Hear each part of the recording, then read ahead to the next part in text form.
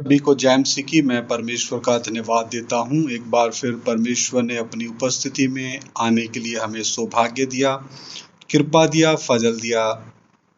ये जो सवालों का सिलसिला चल रहा है, हम भाई राजवीर सिंह अकाली जी के सवालों का जवाब दे रहे हैं और 4 सवालों के जवाब हम दे चुके हैं। ये 5वां सवाल है कि कितने बजे प्रभु यीशु मसीह को क्रूस पर चढ़ाया गया। तो 5वां सवाल और 6वां सवाल का जवाब एक साथ दिया जाएगा। 6वां सवाल जो था, किस एडी में प्रभु यीशु मसीह को सूली पर टांगा, क्रूस पर चढ़ाया गया। आइए अपने सरों को झुकाएं, आंखों को बंद करें, प्रार्थना करेंगे। महान जीवते परमेश्वर, अनुग्रहकारी प्रभु, मैं आपका धन्यवाद देता हूँ। थोड़ी देर तेरा जीवता वचन सीखने हम जा रहे हैं। पिता, तेरा वचन हम सबको समझ में आने के लिए कृपा दे। एक एक की ज्ञान बुद्धि समझ प्रभु यीशु मसीह के नाम में खुल जाए। एक एक की बुद्धि को प्रभु यीशु मसीह के लहू से ढक देते हैं। पवित्र आत्मा, आप हमारे अध्यापक, आप हमें सिखाएं। मेरे आत्मा प्राण शरीर को तेरे लहू से ढक लो। मेरी पत्नी, बच्चों, माँ बाप, भाई बहन, रिश्तेदारों, मेरे आत्मिक अगुओं, तेरी पवित्र कलीसिया के आत्मा प्राण शरीरों को तेरे पाक पवित्र लहू से ढक लो। सरादर महिमा जलाल तेरे नाम को देते हुए ये प्रार्थना हमारे उद्धार के कर्ता प्रभु यीशु मसीह के सामर्थी और पवित्र नाम से हम मांग लेते हैं। सुनो और ग्रहण करो, आमीन। आइए 5वां सवाल, कितने बजे क्रूस पर चढ़ाया गया।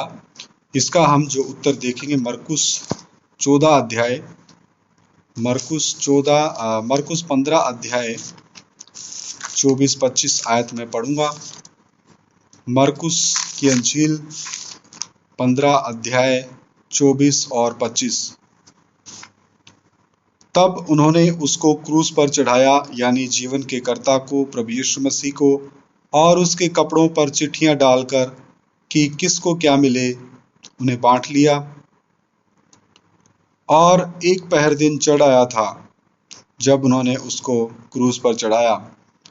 तो यहाँ पर एक पहर दिन चढ़ आया था, इसका मतलब लगभग 9 बजे जीवन के कर्ता को, प्रभु यीशु मसीह को क्रूस पे चढ़ाया। लगभग एक पहर दिन चढ़ आया था। तो दिन में 4 पहर होते हैं, एक पहर में 3 घंटे, तो 4 × 12। रात को 4 पहर होते हैं।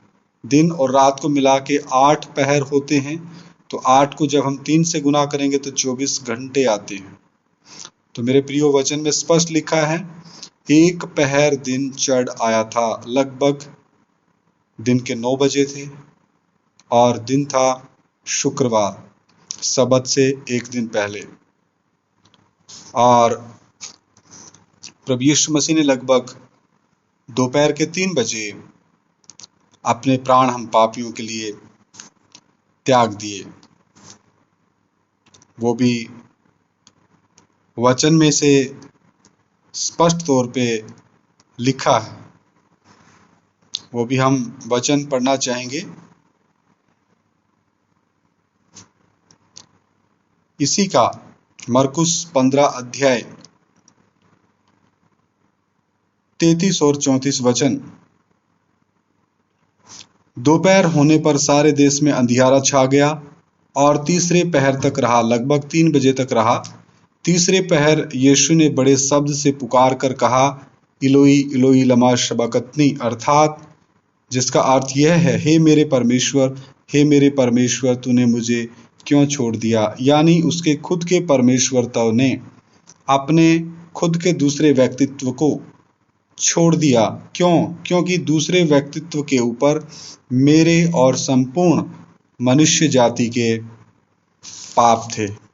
और परमेश्वर पाप से कितना नफरत करता है, घृणा करता है, ये हमने वचन में से स्पष्ट तौर पे हम देखते आ रहे हैं।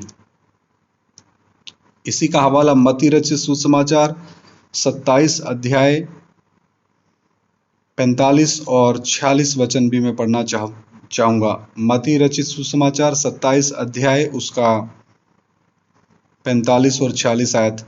दोपहर से लेकर तीसरे पहर तक, लगभग 12 बजे से लेके 1500 यानी 3 बजे तक, दोपहर से लेकर लगभग तीसरे पहर तक यानी दोपहर के 3 बजे तक उस सारे देश में अंधेरा छाया रहा। तीसरे पहर के निकट यीशु ने बड़े शब्द से पुकार कर कहा, एली एली लमा शबक्तनी, अर्थात हे मेरे परमेश्वर तूने मुझे क्यों छोड़ दिया। यानी वो अपने पहले व्यक्तित्व को, पिता परमेश्वर को, अपने परमेश्वरत्व को कह रहा है, क्योंकि उसके परमेश्वरत्व, पहले व्यक्तित्व पिता परमेश्वर ने अपने दूसरे व्यक्तित्व को कुछ देर के लिए छोड़ दिया। क्यों? क्योंकि उसके ऊपर हमारे पाप और श्राप लटक रहे थे। अब जो आपका 6वां सवाल है कि किस एडी में सूली पर टांगा, तो जो यहूदिया में उस समय जो रोमी साम्राज्य था और रोमी सिपाहियों ने प्रभु यीशु मसीह को, जो इतिहास बयान करता है, एडी 30 से एडी 33 के मध्य क्रूस पे चढ़ाया। आइए 7वां सवाल हम देखते हैं। 7वां सवाल भी इसी पार्ट में मैं शामिल करना चाहूँगा कि जो निंग भाई राजवीर सिंह अकाली जी ने कहा, आपने कहा कि मैं तुम्हारे धर्म के बारे में सब कुछ जानता हूँ। देखिए, पहली बात आपकी मैं स्पष्ट करना चाहता हूँ, मसीहियत कोई धर्म नहीं है और पूरे पवित्र शास्त्र में आपको ईसाई नाम का कोई शब्द मिलेगा नहीं। परमेश्वर ने कोई धर्म नहीं बनाया। परमेश्वर ने आदम और हव्वा को बनाया, उनको आदेश दिया कि वाटिका के सभी वृक्षों के फल आप खा सकते हैं, लेकिन जो वाटिका के बीच में है, भले और बुरे के ज्ञान का वृक्ष, उसके फल को तुम मत खाना। जिस दिन तुम खाओगे तेरा मेरा रिश्ता खत्म। नहीं खाओगे तो आपकी और हमारी आत्मिक संगति बनी रहेगी।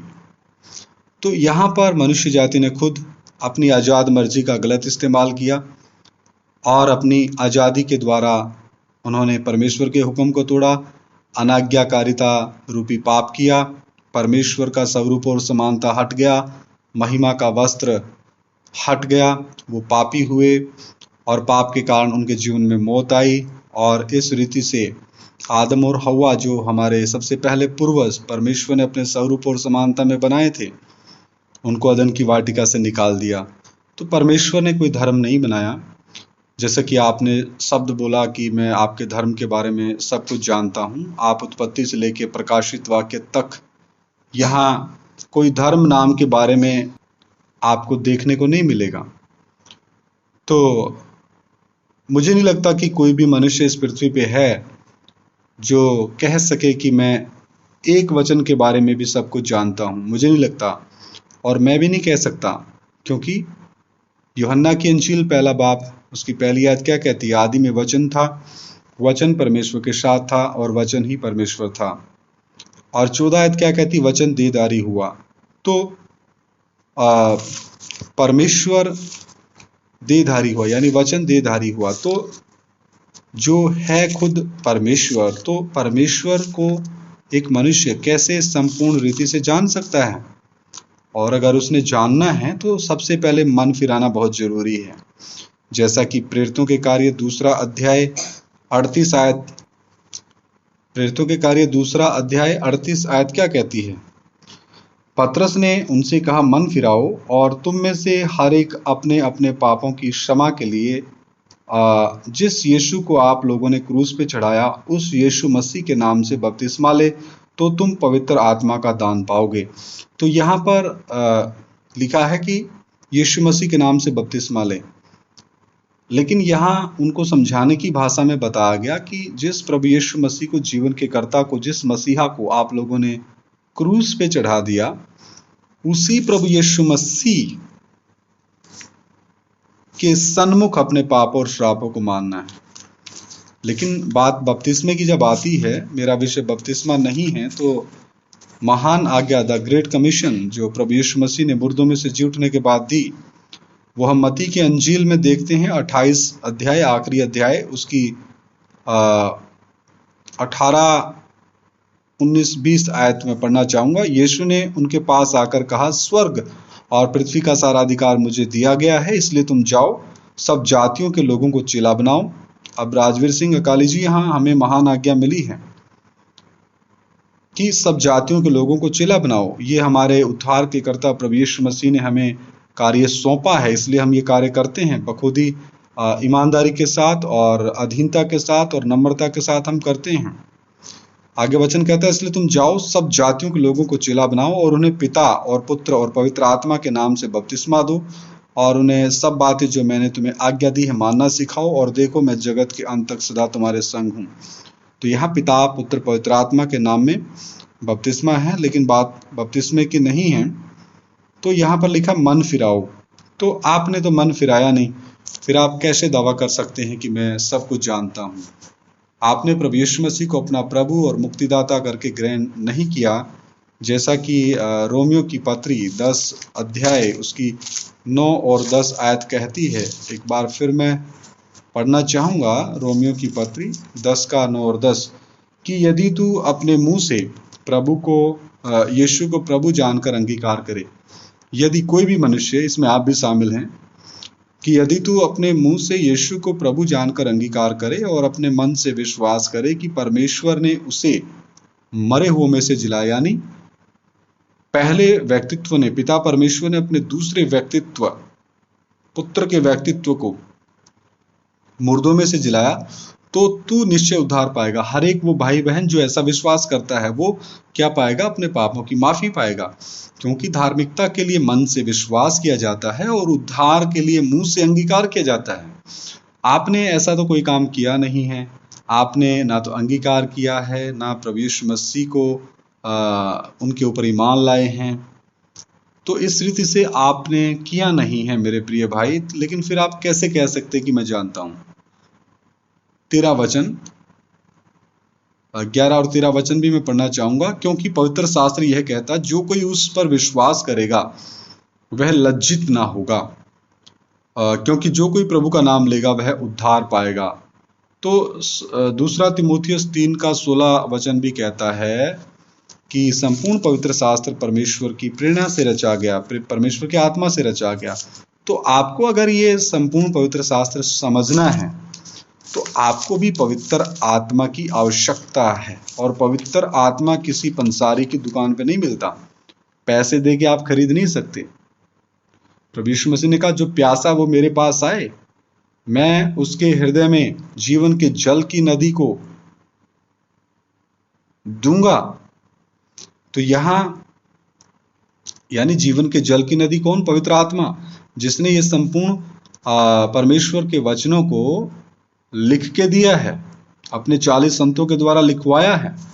यूहन्ना 3 का 16 क्या कहता है? क्योंकि परमेश्वर ने जगत से ऐसा प्रेम किया कि उसने अपना इकलौता पुत्र दे दिया, ताकि जो कोई उस पर विश्वास करे वह नाश ना हो परंतु अनंत जीवन पाए। 17 वचन, परमेश्वर ने अपने पुत्र को जगत में इसलिए नहीं भेजा कि जगत पर दंड की आज्ञा दे, परंतु इसलिए कि जगत उसके द्वारा उद्धार पाए।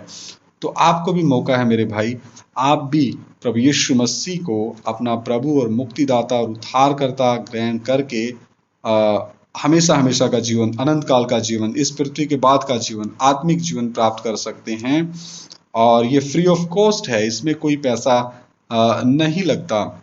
और जैसा कि प्रेरितों के कार्य 17 अध्याय उसका मैं 31 वचन पढ़ना, 17 अध्याय उसका मैं 2 और 3 वचन पढ़ना चाहूंगा। 17 प्रेरितों के कार्य 17 अध्याय उसका 2 और 3।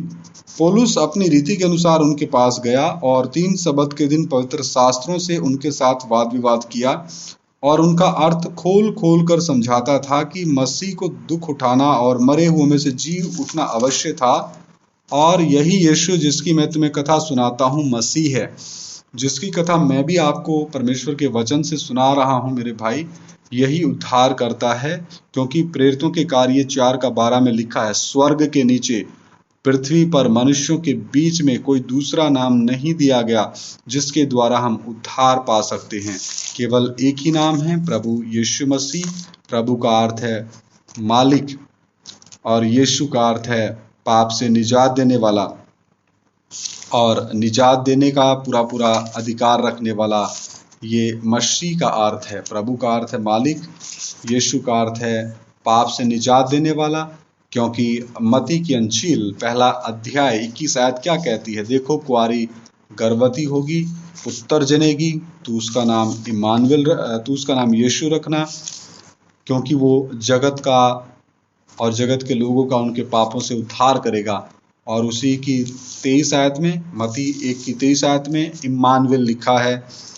इम्मानुएल का अर्थ है परमेश्वर हमारे साथ। और जैसा कि हम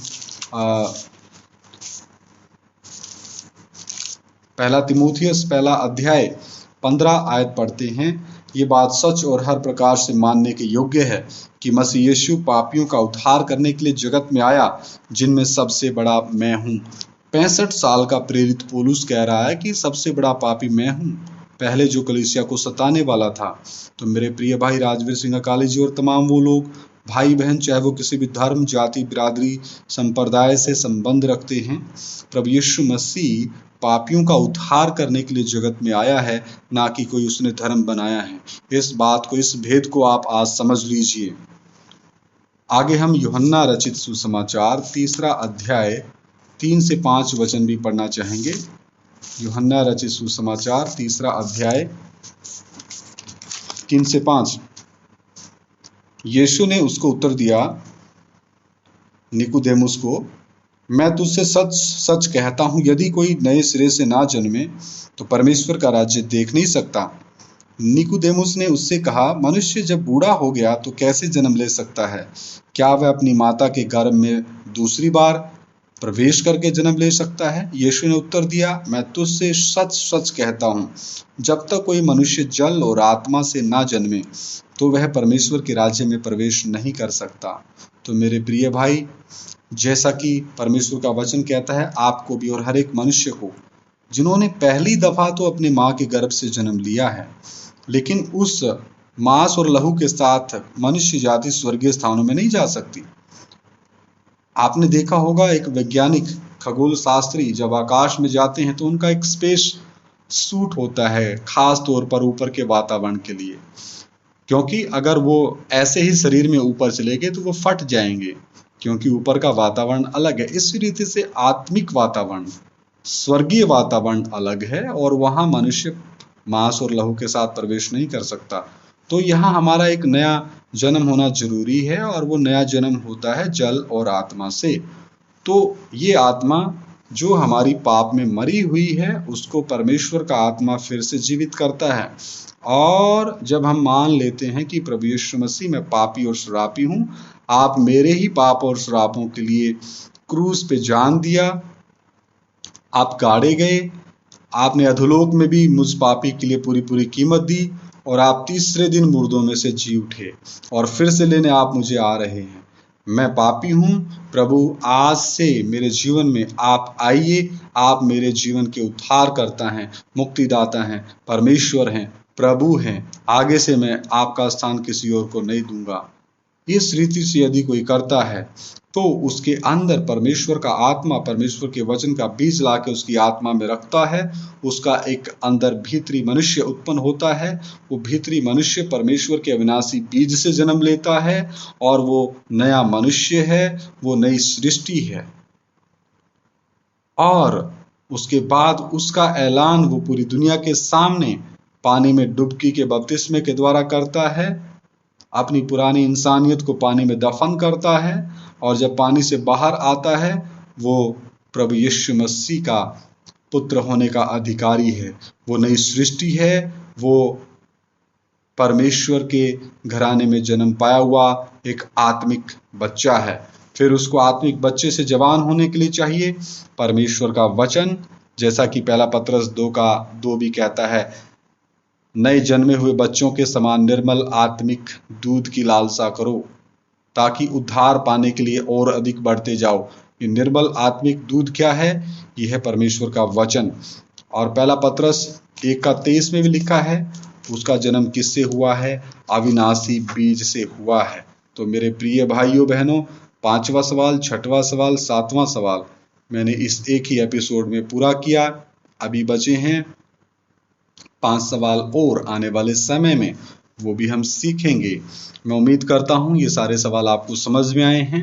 आप प्रार्थना के साथ इन सवालों को सीखिए, प्रभु से पूछिए, प्रभु जो भाई करमवीर सिंह बोल रहा है क्या ये बातें सही हैं? आप जब घुटने पे आते हैं, आप जब परमेश्वर को पुकारते हैं और परमेश्वर से पूछते हैं, तो परमेश्वर जरूर साधु सुंदर सिंह की तरह आपसे भी बात करेगा।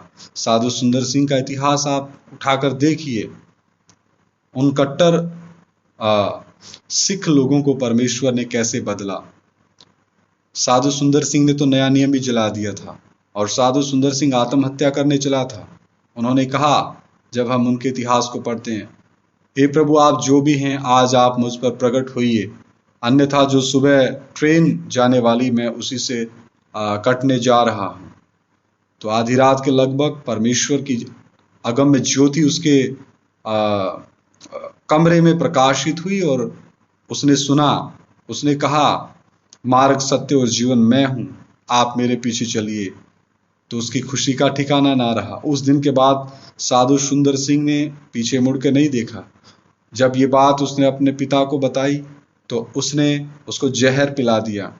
उसी जहर पी हुई हालत में वो वहां से भागा और जिस ट्रेन से वो कटना चाहता था उसी ट्रेन में बैठ के परमेश्वर ने उसको अगले किए हुए प्रबंध के पास पहुंचाया। तो मेरे प्रिय भाइयों बहनों, ऐसे ऐसे परमेश्वर जीवन को बदलता है। आईएस के कट्टर आतंकवादियों के हृदयों को परमेश्वर बदलता है। तो मेरे प्रिय भाइयों बहनों, वो आपको भी बदल सकता है। परमेश्वर तैयार है। परमेश्वर आपके दिल के दरवाजे पे खटखटा रहा है। इस निकम्मे नालायक करमवीर सिंह इस मिट्टी के बर्तन को इस्तेमाल कर रहा है। पवित्र आत्मा अपने हाथ में लेके परमेश्वर के वचन को आपके मध्य में इस साधन के द्वारा इस यूट्यूब के द्वारा आपके पास लेके आया है। आप अपने हृदयों को खोलिए। आप प्रभु यीशु मसीह को अपना प्रभु और मुक्तिदाता और उद्धारकर्ता करके ग्रहण कीजिए ताकि आप उद्धार पाएं, आप परमेश्वर के न्याय से बच जाएं। आइए सर झुकाएं, प्रार्थना करते हैं। महान जीवते परमेश्वर अनुग्रहकारी प्रभु, मैं आपका धन्यवाद देता हूँ। थोड़ी देर तेरा जीवता वचन सीखा खुदावंद, ये वचन एक एक के हृदय में कार्य करे। जो भी भाई बहन बच्चे बुजुर्ग नौजवान किसी भी धर्म जाति संप्रदाय से क्यों ना संबंध रखते हों, जब इस आवाज को सुने पवित्र आत्मा एक एक के हृदयों को कायल करें, उनके जीवनों को बदल दें और आप उनको उनके पापों का स्मरण कराएं, क्योंकि पापों की माफी सिर्फ प्रभु यीशु मसीह के पास है। ये बात उनको समझ में आने के लिए कृपा दे। सर आदर महिमा जलाल तेरे नाम को देते हुए ये प्रार्थना हमारे उद्धार के कर्ता प्रभु यीशु मसीह के सामर्थी और पवित्र और जलाली नाम से मैं मांग लेता हूँ। सुनो और ग्रहण करो। आमीन आमीन। सभी को जय मसीह की। मारानाथा।